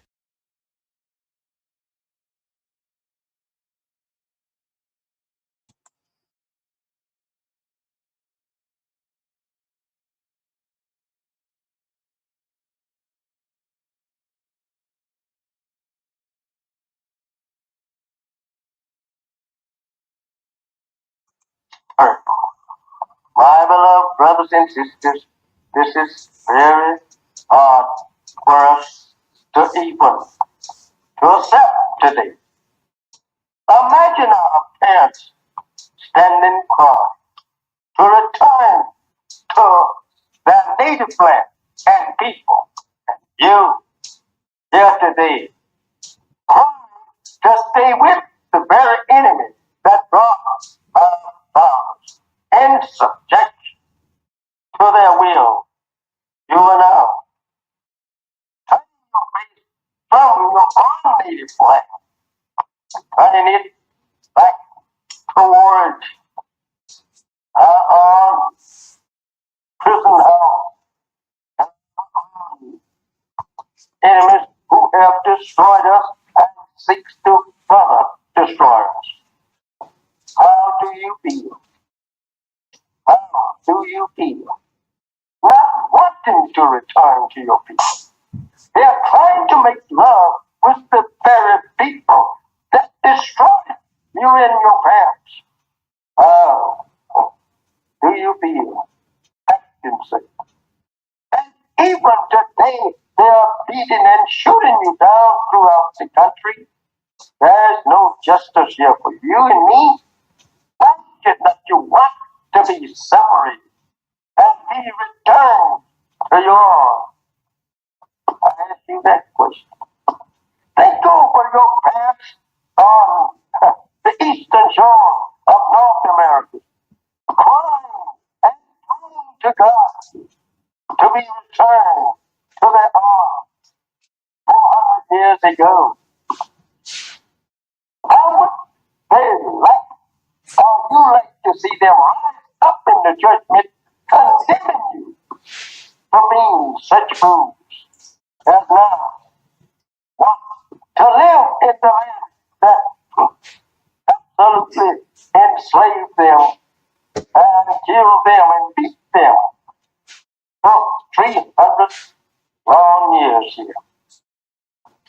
They would condemn you as being fools for not wanting to be separated and go to your own nation for yourself after the white man say you are free. Remember that. We want an equal education so that you will look better. But separate schools up to 16 for the boys and 18 for girls, on the condition that the girls be sent to women's colleges and universities. We want all of our black children educated, taught, and trained by their own teachers. Under such schooling system, we believe we will make a better nation of our people. The United States government should provide free for all of us the necessary textbooks and equipment for schools and colleges. We believe that is nothing but right and justice that they should build schools and colleges and universities and everything necessary to equip them for the teachings and trainings that we so miserably need and desire. There must teachers shall be left free to teach them and train our people in the way of righteousness and the way of peace and self-respect. We believe that intermarriage race mixing should be prohibited between the two races. We want the religion of Islam for our people, and we want it taught to our people without injuries or suppression. These are some of the things that we the believers in Islam, his true religion of entire submission. We are called Muslims of entire submission. We are called Muslims. We who have submitted ourselves to do the will of Almighty God. We are the people that want nothing other than righteousness. And we are the people that want to leave America for our own self-income.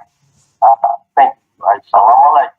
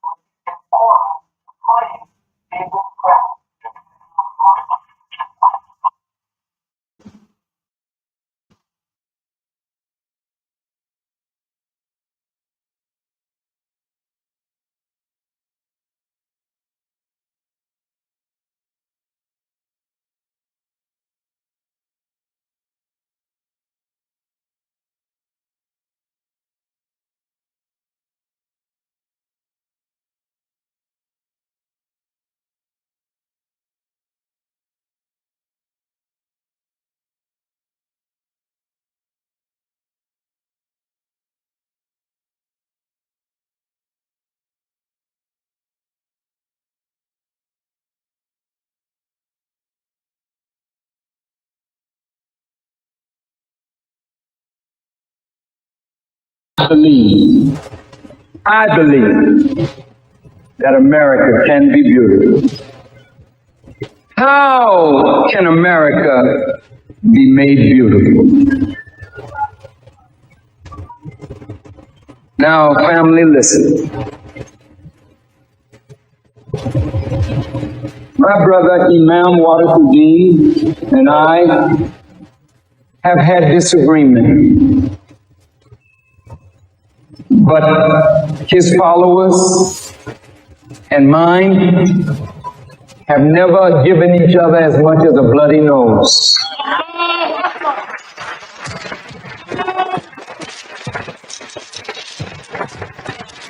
Because in spite of our differences, there's a deep love in us. We don't like the things about our nation that is not good, but I don't want to live anywhere else. I want America to be made right.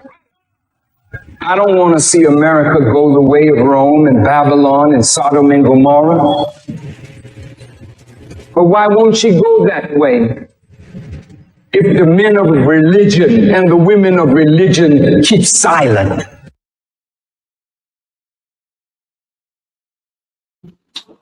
And the messenger listened, his jaws tightened, and then he looked and he said, yes, he's getting the fame so that when he turns hypocrite on me, the whole world will see him. I'm telling you what he said. I died at the table. I mean, it was like he had taken a spark and drove it right through my heart. I couldn't understand why he said it. I didn't know why he would say something like that to me. I was faithful to him in my own way, I thought. I was obedient to him in my own way, I thought. Why would he say that to me? It is because he knew tomorrow better than I knew yesterday. And I lived through yesterday and don't know what tomorrow is, but that man saw tomorrow. He was the most perfect guy that ever could come to a people, brother and sister. But we blew it, man, because we so hateful of our black selves that we didn't believe that God would dare take a black man and not only make him a messenger, but more than a messenger, deposit in the man himself and make a God out of him for you and me. Now listen, brother, I'm not playing here. That man, Elijah Muhammad, is the most profound individual you will ever meet. I don't give a doggone if you live to be a million. And those of us that walk with him in faithlessness, walk with him in doubt and in suspicion of his divinity, know it better now than we ever knew it while he was among us. We know it now. Look, and I say this with deep humility, man, it pains me to open myself up and see a hypocrite laying inside. But look, how else can a man be healed unless he's opened up to the light and the thing that is in him that is not pleasing to God be removed? You understand? Now here's the messenger looking at me, and because Malcolm told me that the messenger was jealous, and members of the messenger's family had dropped it out that the messenger was jealous, I began to entertain the thought because I couldn't see the future. Now listen, I fought it off, but it was there. Hear this now, beloved. One day in New York, 70,000 people came out to hear the words of the Honorable Elijah Muhammad. This is the largest gathering of black people, really, I think, in the history of our sojourn in America, to listen to a black man teach wisdom. And this ain't no play. I was so overjoyed, I went to the messenger and I said to him, the apostle, there were 70,000 people. And back in, again, 3 months later, we did it again, and 40,000 came out on a Sunday afternoon to hear a lecture in Randall's Island. And you know, when I was so exultant, you may use the word cocky, you may use the word vain, self-centered, whatever you want to say. When God gives you success, you better learn how to handle it, or that thing will destroy you. And I didn't know how to handle what God was bringing to me. And I'm just being very frank and honest. And this is not negative, but it's so good to understand how merciful God is. He brings you up and show you the power that can come to you, but he knows you can't handle it. He'll drop you right back down and then bring you up in humility so that whatever he gives you, you'll be able to handle it well. Now look, beloved, when I was telling the messenger about this 70,000 and this 40,000, you know what he said to me? He got real sad and he said, you know, brother, the time is coming when you may go to the temple and there may not be one believer there but yourself. Couldn't believe it. I said, we got 7,000 Muslims in New York. He had 70,000 people out there reaching for his teaching. How could I go to the temple and there be no believer there? I didn't know what he knew. I didn't know.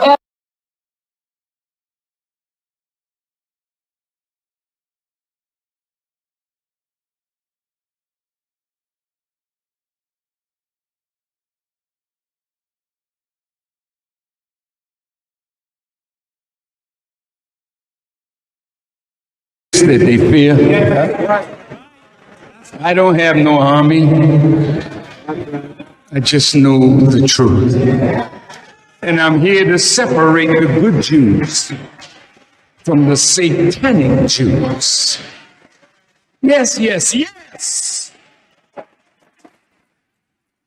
This is just the beginning, banning me from a social platform.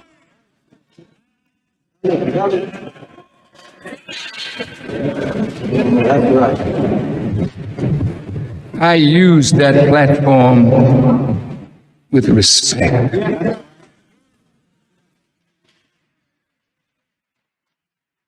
I never allowed those who follow me to become vile as those who speak evil of us.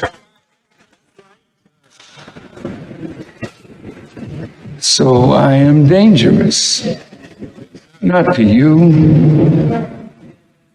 unless you feel that Father Pfleger's invitation to me may hurt Saint Sabina. They don't have the power to hurt Saint Sabina if you don't give them that power.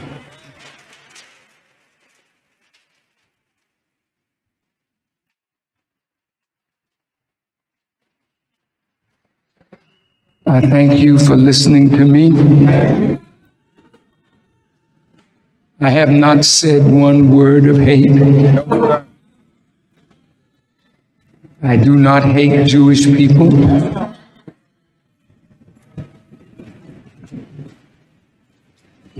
Not one that is with me has ever committed a crime against the Jewish people, black people, white people, no matter what your color is. As long as you don't attack us, we don't bother you.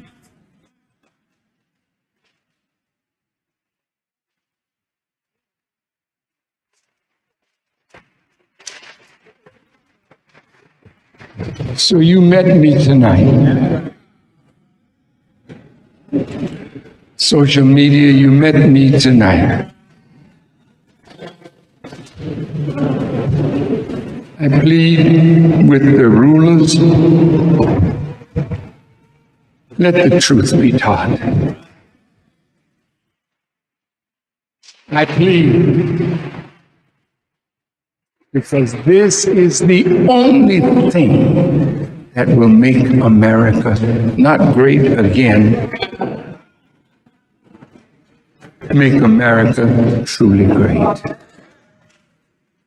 If you allow me to tell the truth that God has revealed to his servant, the Honorable Elijah Muhammad, that he taught me, we can save America from her destructive fall. I'm not a misogynist. I'm not a homophobe. Don't be angry with me if I stand up on God's word. But I don't hate my brothers and sisters who have been exposed to the great deception. Taking the word God is love, and I love my brother. In fact, we kissed when I came up here. And, this is not queer.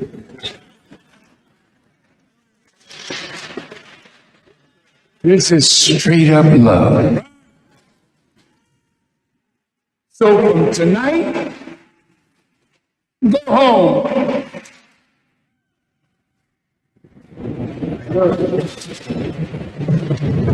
I'm not going to ask you to let them put you in jail, what they call Facebook jail.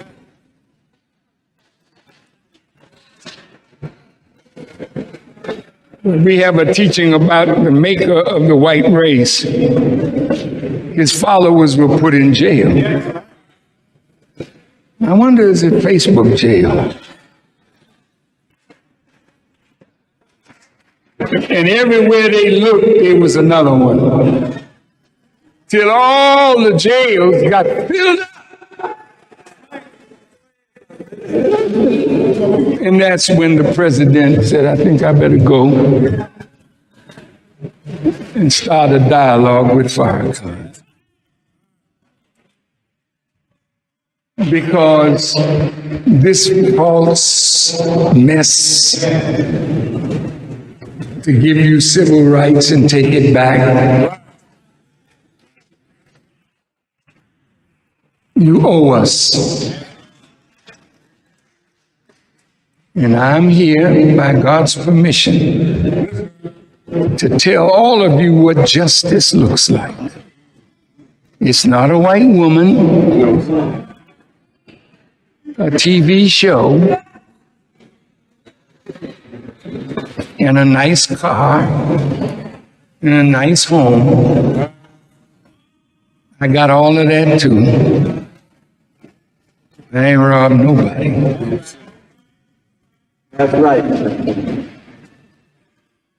I love you. I love you because God loves you and wants to free you from the grip of Satan, that we may build a righteous world. And Father Plager will be in that righteous world. You can believe it. He's a true servant of Jesus the Christ. Thank you for listening.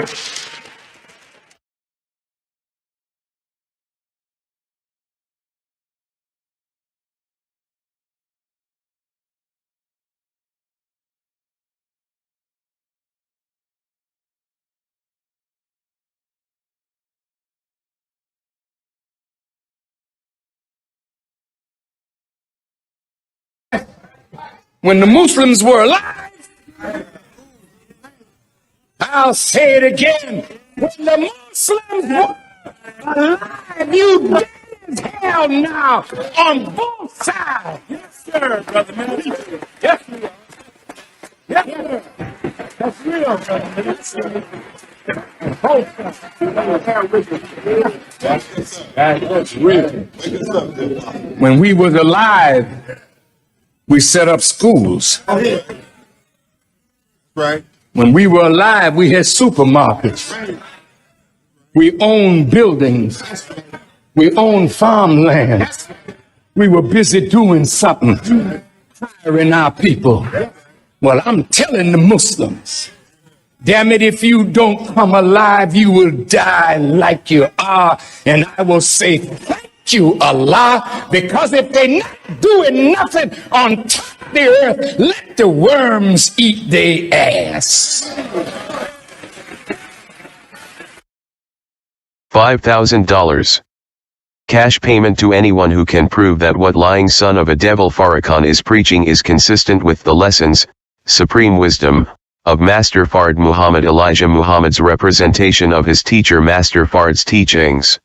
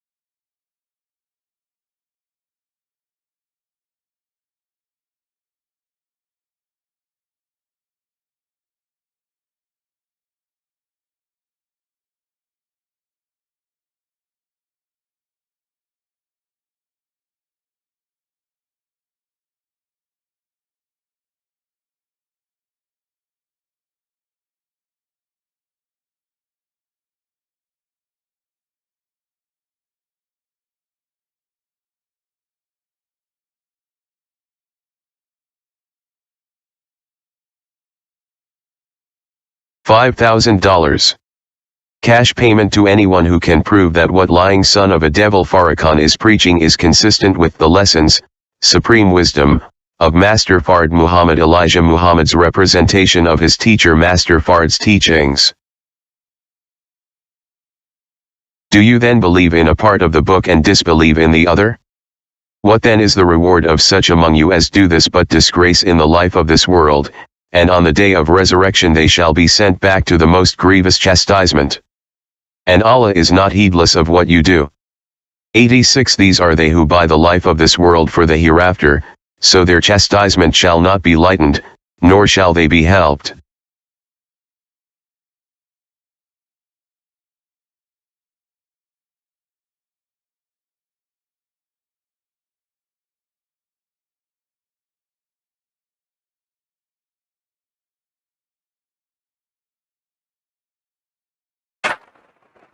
I gotta do this. Do you mind? Yes, I'm gonna do something. I don't want to put my brother on the spot. See, this is this. This is something else. Love and faith transcends color. And the reason why we embrace Father Flager as a brother is because we find him on the battlefield of justice, being a true disciple of Jesus. And the last thing I'll say is you'll never call us racist. Yes, sir. Yes, sir. Because this day that we honor Yes, sir. Master Fard Muhammad, if you see an image of him, put his image up. Yes, sir. That's the man whose father was a black man and his mother a Caucasian. And how many of us have a parent that's a Caucasian or grandparent? It's not about color. It's about our submission to the will of God. And in that we find common ground and unity. So I'm only one shade lighter than you.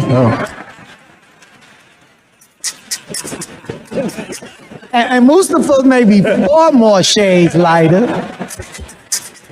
We a family.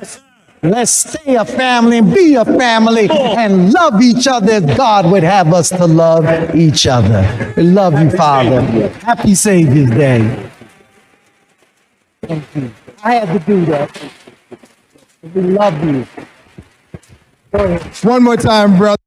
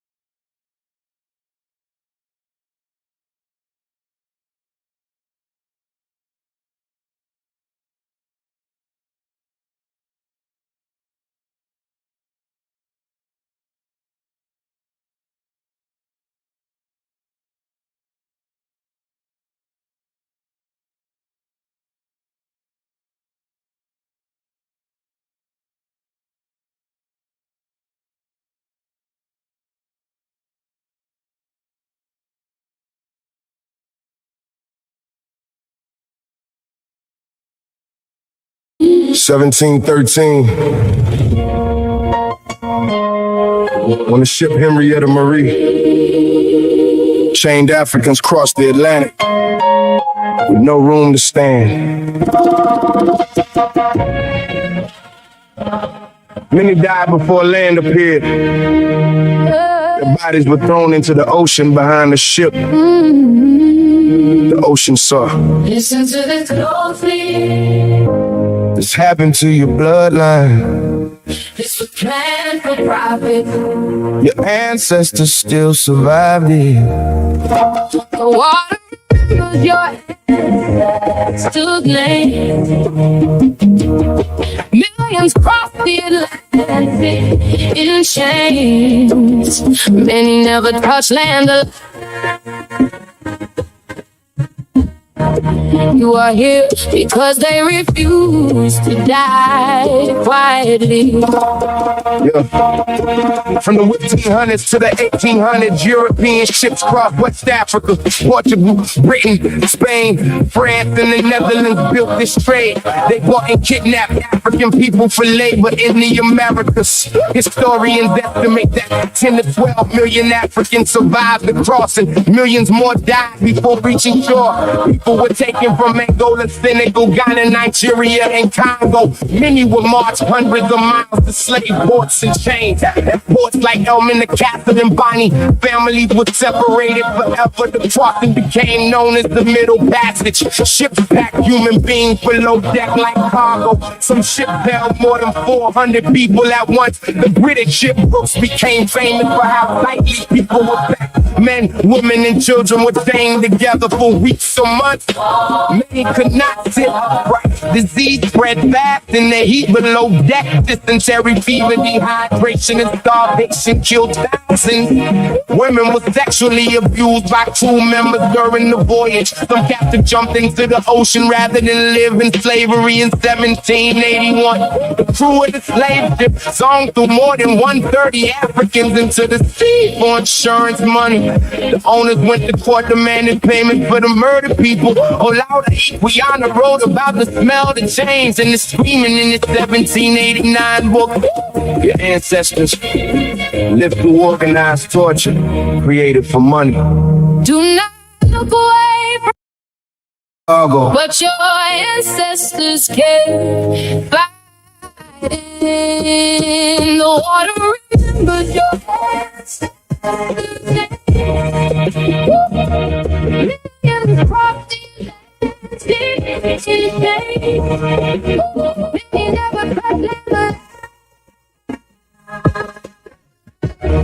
You are here because they refuse to die quietly. Yeah. The Middle Passage helped build the economies of Europe and America. Sugar plantations in the Caribbean depended on its slave labor. Cotton plantations in the American South depended on its slave labor. Banks, shipping companies, and insurance firms made fortunes from slavery. Cities like Liverpool and Bristol grew rich from slave voyages in the United States. Slavery expanded after the invention of the cotton gin in 1793. By 1860, nearly 4 million enslaved black people lived in America. Congress banned the importation of enslaved Africans in 1808. But slavery continued inside the country. Children were still stowed away from parents at auctions. Black families were still whipped, branded, and controlled by force. The Civil War ended legal slavery in 1865 with the 13th Amendment. But black Americans, they faced black codes, lynching, segregation, and voter suppression. In 1896, Plessy v. Ferguson legalized segregation across America. Redlining in the 1900s, many black families from owning homes. Many schools still the full truth about the slave ship. Some people want its history forgotten because it exposes how wealth was built. But your ancestors survived oceans, chains, disease, and violence. They protected songs, names, birth, language, and family through terror. Every black child alive today stands on the survival of those people. That survival is proof that the system did not erase your bloodline. The ocean. Your ancestors survived the crossing.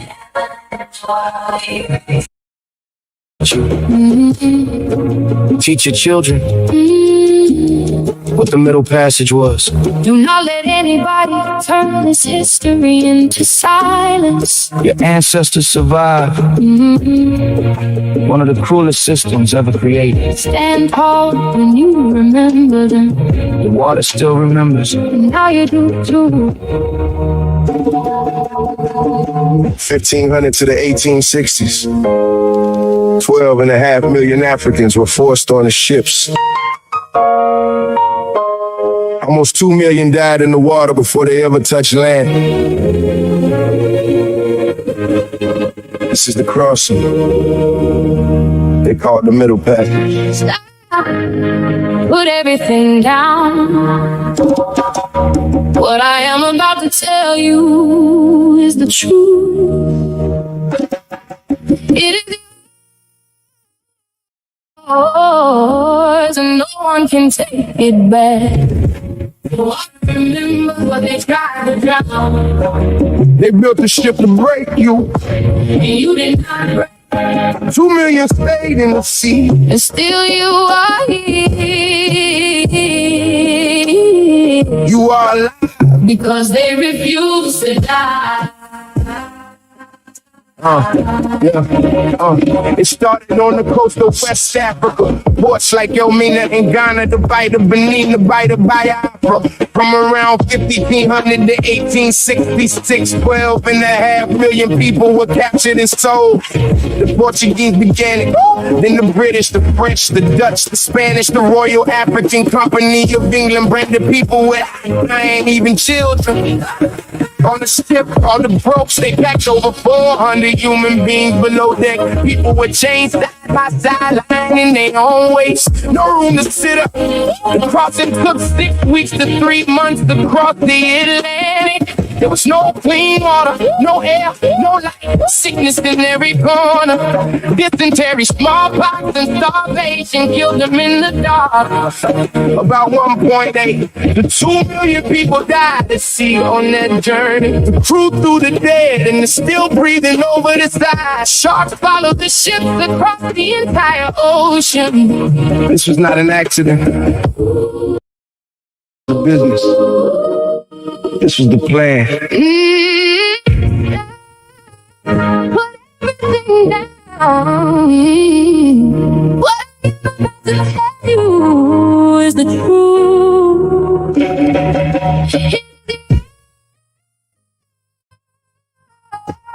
No one can take it back.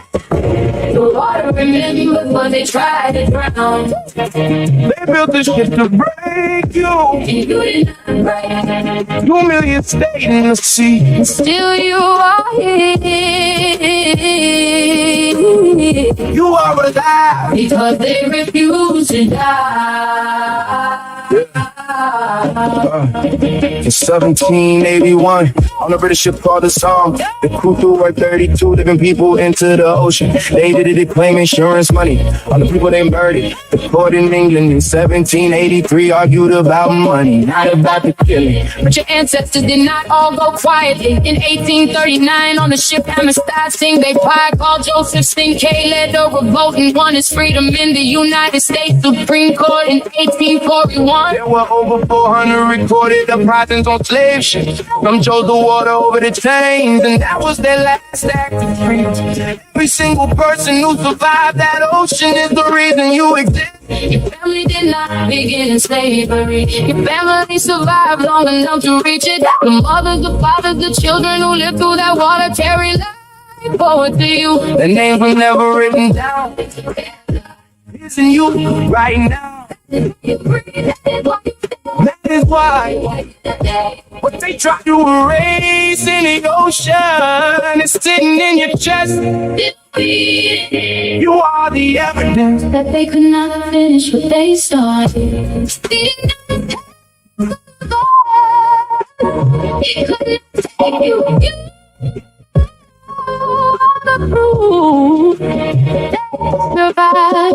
Now you know what crossed that ocean to make you. Do not let anyone tell you it never happened. Say it to your children. Teach it out loud. 12 and a half million left. 2 million never left. You came from the ones Who held on through the water. Carry them with you. never let this be erased.